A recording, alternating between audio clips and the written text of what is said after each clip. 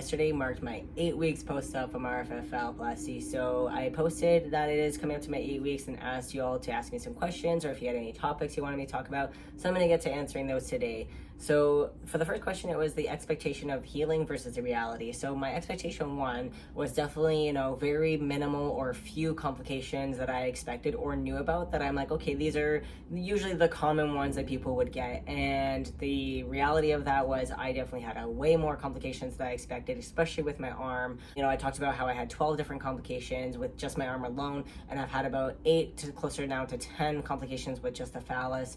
And currently I'm back on antibiotics due to some of the complications or issues that I've had. So just the reality of that was, I didn't expect as many complications or issues around like this surgery in general, and I definitely had a lot more. Now, the healing part of that though would be, I expected to kind of be at 8 weeks post-op, everything closed, and slowly, be kind of getting back into like my work or certain things, which I am. Like, I'm getting back into being able to go out more, walk a little bit, and I am starting to kind of integrate back into like some slow life things, but I'm nowhere near going back to work as right now. I still have open wounds that are on my arm, I still have open wounds that are on the phallus, and I'm still treating those, so I won't be able to really go back to work until those are completely closed. Plus also like my mobility and the my strength in my arm and hand is not where I thought it would be at 8 weeks post-op. So definitely the reality of things is not where I thought it would be, also due to the complications as well. So that's one thing is, with phalloplasty, things definitely probably won't go as you thought or expected. I definitely had an open mind to that. There's probably going to be complications and stuff, but even then it wasn't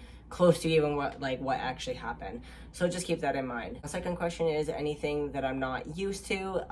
Honestly, in some way, I think I'm just not used to not having the mobility in my hand. It was just really hard not being having to be able to use it and trying to find different ways around trying to do certain things, or just I don't know, it was just kind of changing the way I had to do stuff because I wasn't having to be able to use my arm. But now I'm getting back to being able to use it and slowly being able to open things or lift things, but even then it's very minimal on that.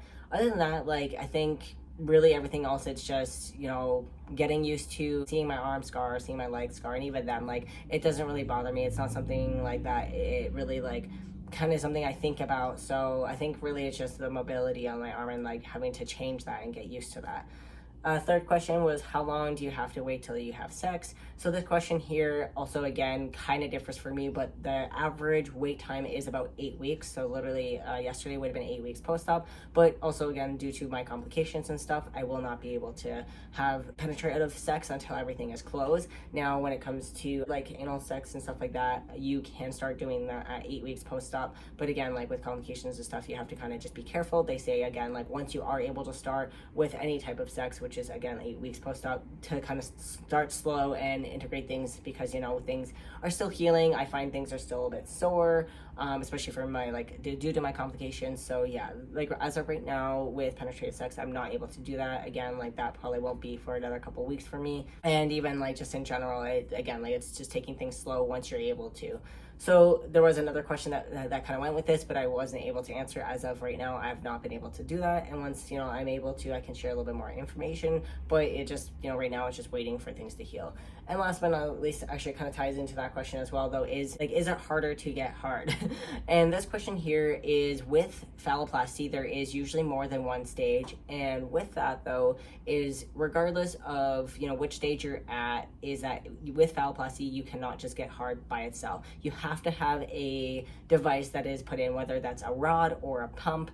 You have to have something, or there is external devices that I've been looking at on sex shops and stuff that it is used to keep things up and harder. So again, you have to have something to sustain, because basically as of right now all it is just your arm. So it's really just flesh and the veins and arteries and tendons and stuff that are inside the phallus, and there's nothing really to elevate that or keep it hard. So for trans men, we have to have a device or something that is used around when it comes to getting hard. So in that question, technically I can't get hard unless I use something else.